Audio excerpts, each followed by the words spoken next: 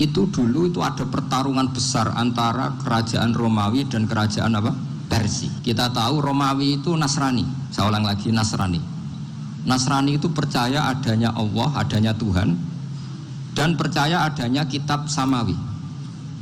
Sementara musuhnya itu Persia, orang yang tidak bertuhan, tidak berdasar kitab samawi. Ketika Persia mengalahkan Romawi, itu orang Islam ikut susah, karena terus dibully sama orang-orang kafir Mekah. Orang kafir Mekah adalah orang yang tidak punya kitab samawi. Katanya orang kafir Mekah, iku lho balamu. Jute duwe kitab, jarene di hubungan mbek langit, nyatane perang keok.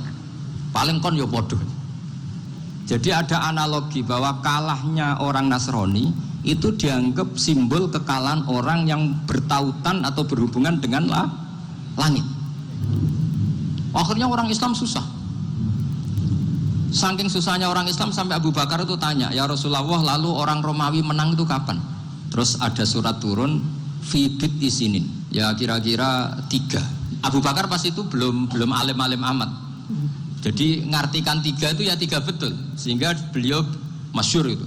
Cara Jawa totoan itu kimar. Pokoknya nanti Romawi pasti menang 3 tahun lagi. Akhirnya ketika datang itu taruhannya dengan 10 unta. Datang ke Rasulullah, Nabi menjelaskan, "Loh ndak, bid'u itu mabena salas ilatis itu 3 sampai 9. Kamu jangan bilang 3. Ya sudah, taruhannya ditambah sampai 100 unta. Tapi pembuktiannya enggak 3 tahun tapi nunggu 9 tahun. Sampean jangan tanya, berarti dulu pernah taruhan halal.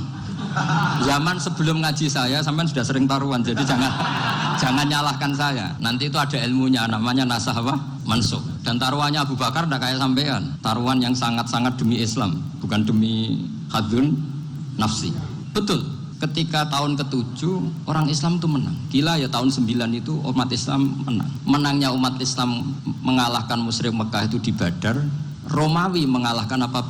Persia. Gara-gara Romawi mengalahkan Persia itu cara berpikir orang itu rubah. Ternyata langit itu ada, kekuatan langit itu ada. Sehingga meskipun akhirnya orang Kristen bilang ada Trinitas, terus mereka keliru dalam mengartikan Isa, tapi ada sekian nabi yang mereka sebut dan mereka hormati. Ada sekian kesamaan. Sehingga dalam Islam, saya ulang lagi, dalam Islam, andai kan disuruh milih orang komunis sama orang Nasrani, Islam tentu sama-sama kerjasama, milih sama yang Nasrani, karena ini ahli kitab, kerjasama loh, bukan milih menjadi Nasrani. Nanti kapan salah paham, senangannya terus bully, itu semangatnya pasti hasut.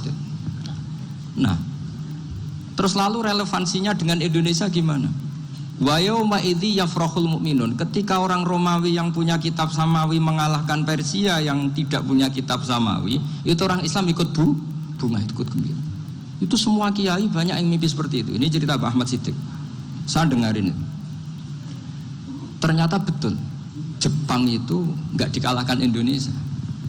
Jepang, Hiroshima dan Nagasaki dibom oleh apa? Sekutu. Akhirnya Jepang pulang. Pas Jepang pulang, Indonesia merdeka. Itu dulu kiai-kiai sudah nakwil bahwa menangnya Indonesia itu tidak harus mengalahkan penjajah. Pokoknya nanti penjajah ada yang mengalahkan. Jadi orang Islam zaman itu tidak bisa mengalahkan Persia. Yang mengalahkan itu Romawi. Tapi orang Islam ikut gembira. Itu sebenarnya wa yauma idzi yafrahul mu'minun binasrillah. Kenapa orang Islam, Rasulullah SAW itu lebih senang kalau yang menang itu orang Nasrani Romawi, ketimbang yang menang itu orang Faris, dalam hal ini ateis. Karena orang ateis itu lebih ngeri. Sebetulnya beberapa penemuan sains, terutama di ilmu medis, itu orang Amerika, kayak cloning. Tapi orang Amerika itu masih dilarang oleh gereja untuk mengaplikasi. Karena nanti bayi cloning itu dipakai suku cadang. Di Amerika masih ditentang oleh fatwa-fatwa agama, baik Islam maupun Kristen. Tapi di Cina itu dipraktekkan, karena nggak ada halangan agama. Di Cina itu biasa ada kondom diolah lagi jadi alat-alat aksesoris. Di Amerika tidak ada, karena masih ada agama, masih ada larangan.